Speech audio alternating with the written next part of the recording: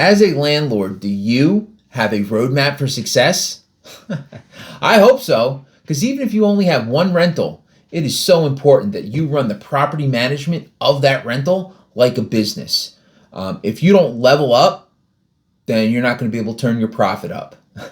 And it's important. It is so important. My name is Chatto, and I've been a full-time real estate investor for 10 years and a full-time landlord for over 25 years, and wanted to have a quick chat with Chatto about the systems that you need to put in place in order to ensure your profitability and growth as a landlord. And you need to start when you have one property. Even when you have one property, I came up with six things that you need, not specific things, but specific areas where you need to have systems in place in order to run your business well and run it profitably. So I'm going to go over those six and give you some examples, and hopefully you can get these implemented into your business sooner than later.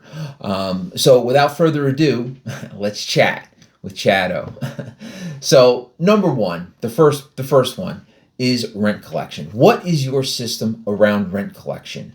When I was getting started, I had a landlord who was further along than me and says, "Oh, you just have your tenants go down to the bank. You give them a special account number that you just use for rent collection, and they go and they deposit the money in. They shoot you a little picture of the deposit slip, and then you can give them credit for the rent, and it's right in your account, and blah, blah, blah. So easy." Bad idea. Bad idea. That was so confusing. I did that for a little while, and what tenant made this payment? Wait, who paid this? You see like these random deposits and you don't know who they're from, because sometimes people pay partials, they don't have enough, and they don't send you that little text message with the image saying, "Hey, I just paid $200 or I just paid the rent." And then you have these deposits, and God forbid you have two properties with the same rent amount. It was a nightmare. It was horrible. And think about it, right? Would any big company, big property management company, collect rent that way? Absolutely not. It's ridiculous. So rent collection is a system that you need to have in place in your business. And while you might not be able to afford some of the softwares that some of the big guys use, there are softwares out there that have relatively decent price points and for even small amount of properties that you can put into place, where now every single month as a system on the first of the month, that rent charge, $1,500, gets added to that tenant ledger every single month. If it's not paid on the 6th of the month, that late fee automatically gets charged. So it's just stuff like that that's part of a rent collection system that you need to have in place. And like there might even be some stuff like, the other thing is, right, if you get those softwares, you're going to be able to potentially collect rent via ACH, via credit card, via cash through places like CVS. So like they'd call it pay slip, and you can like pay at CVS or Walgreens or 7-Eleven. They could just go in with a little barcode, it gets scanned, they pay it, they get a receipt, automatically goes into your software, automatically goes into your bank account. And again, that might be not something that's possible with some of the lower level plans, but by having a system in place for rent collection, it's going to go such a long way in keeping your profitability up.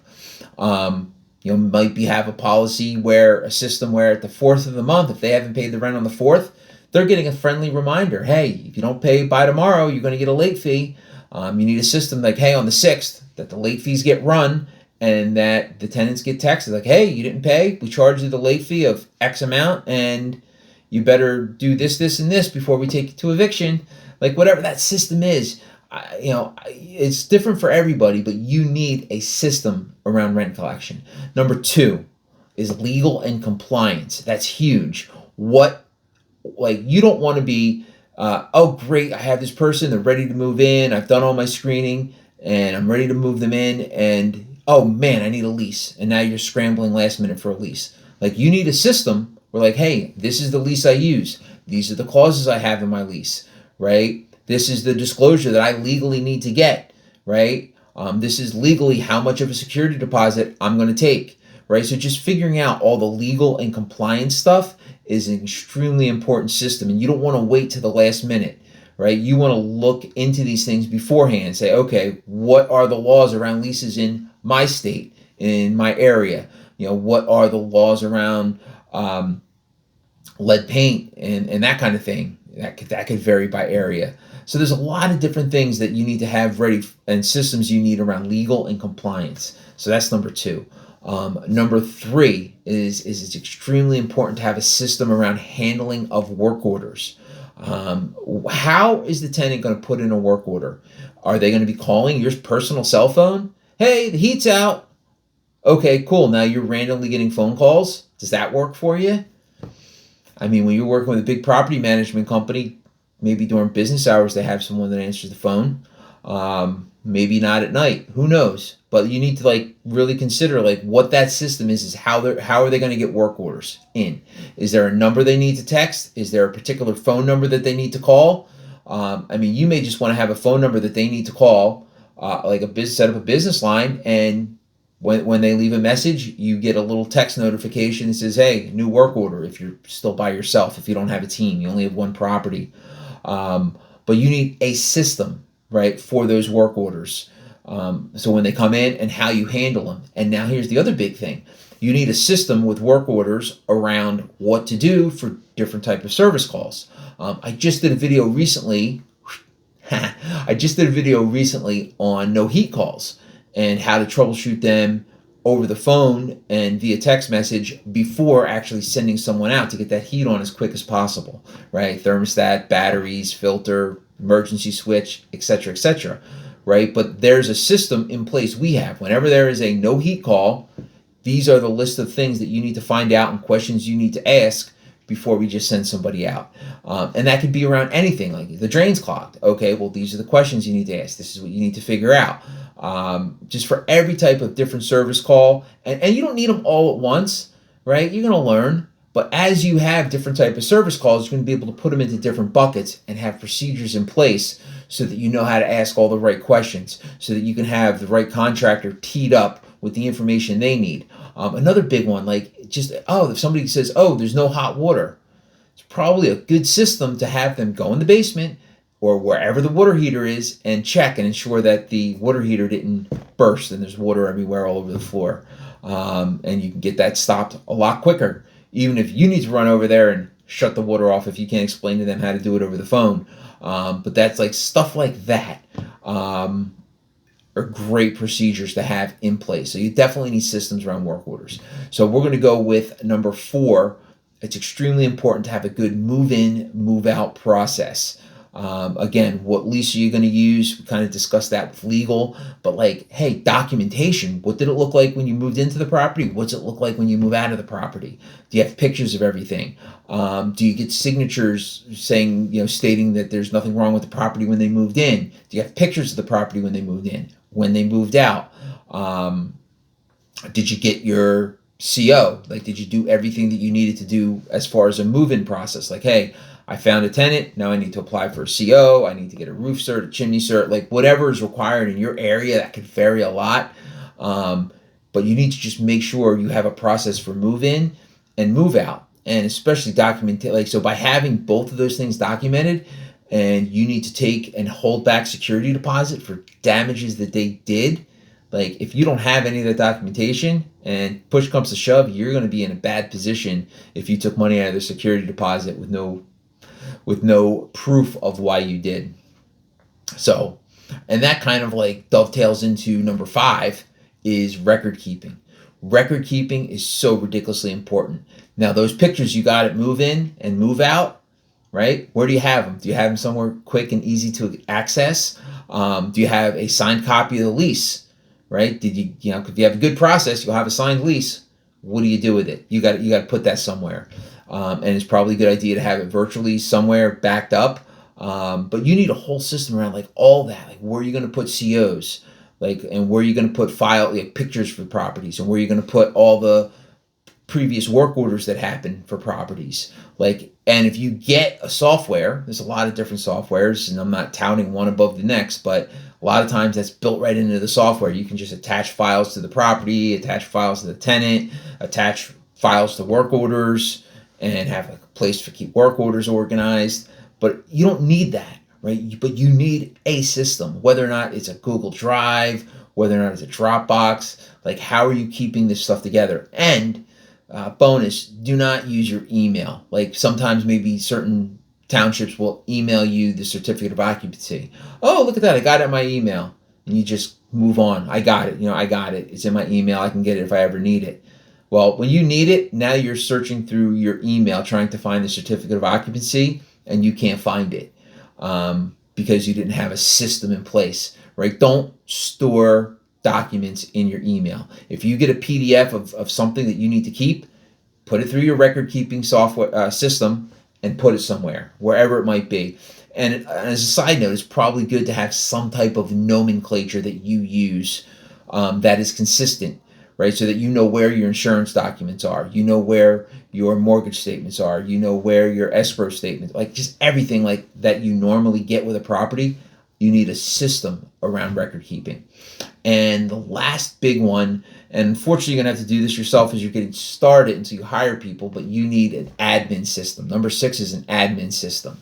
And what do I mean by that? I kind of alluded to it earlier, but you need a system so that, for example, one admin task might be to, in our area, water is a lienable item. If the water bill doesn't get paid, a lien gets put against the property, and it needs to get paid or you lose the property eventually. It takes a while. But if that tenant doesn't pay a water bill, then we're gonna lose out, right? So we need to make sure our water bills are paid. So we have a system where all the water bills come to us. The water bills are in our name as landlord, and when the water bill comes, we shoot them a copy of we have a process, and we shoot them a copy of the bill. Here's a copy of your bill. The bill was this much. We add it to their ledger and let them know they need to pay it with their next rent payment, right? And they know how that works. And we set that up, right? So now we know it's paid because we're paying it directly to the water company because it's lienable, right? And then we are billing the tenant and have a system to text them and let them know, hey, here's a copy of your bill, right? So they have it. Here's how much you owe. It's on your ledger. Pay it, right? That's just an example of one system. You might need a system around, as far as admin, right? A system to do follow-up on leases. Like, okay, cool. Their lease is up, I don't know, June of 2026. So in March of 2026, that might be a good time for you to send the lease renewal, right? How much are you raising the rent? What's your lease renewal paperwork look like? And is there anything else you need to add to your lease renewal? And you need a system in place so that 90 days prior to the end of the lease or whatever works for you, you're sending a lease renewal, right? And then you need a system in place to follow up and make sure you can't just send the lease renewal and walk away. You send that lease renewal, you need to make sure that they sign it, and what happens if they don't sign it, right? And that kind of thing. What does your lease spell out, right? But you need a system around lease renewals. You need a system around, again, we talked about rent collection earlier. Like, are you texting people when, hey, rent, you haven't paid yet, tomorrow's the 5th, you better pay. Like, are you texting people around that? That might be a system.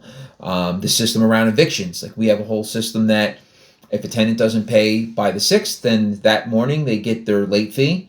And then if they don't make a payment by the 10th with a payment plan for the balance by the 10th, we file eviction, right? And what's that look like? And you need a system around that. You can't just make it up as you go and figure it out as you go. So just like all the different things, and you're going to figure it out as you go. Like, you don't have to figure all this out before you get a rental, right? But these are the things that you need to look at as you're doing anything within your property management business. You got to ask yourself, okay, how do I streamline this, and how do I set up a system around this so that, because eventually, right, you might have 1 or 2 properties now and you're doing it all yourself, and that's great. But by putting a system in place, you can eventually pass those off to other people. You might get to the point where, okay, you know what? I can get an admin that works for me, I don't know, 5 hours a week, and these are the things I need them to check in on, right? And they can do that, right? And you can hire different people to kind of step in and support you a lot easier if you've already done it and have the systems in place. So with that being said, hopefully, we're almost 15 minutes into this video. Hopefully it was of value to you. And again, you don't have to be perfect. You need to take action. You need to make things happen. But as you're doing it, you need to keep systems in the back of your mind. It's so important to build these systems out. And you need to treat it like a business, even if you have one property. If you can handle one property professionally, then you handle two, then you handle four, and it goes from there. So it is so utterly important that you run your business, run your rentals as if they were a business. That being said, like, subscribe. If you're here this long, obviously it was maybe somewhat interesting, some value, and algorithm loves, likes, subscribes, and comments. Like, let's have a conversation in the comments below. I'm still a newer channel. I'm checking in on the comments. I'm getting involved, and I want to have a conversation with you guys. So anyway, thanks for watching another episode of Chat with Chatto. Talk to you on the next one. Bye-bye.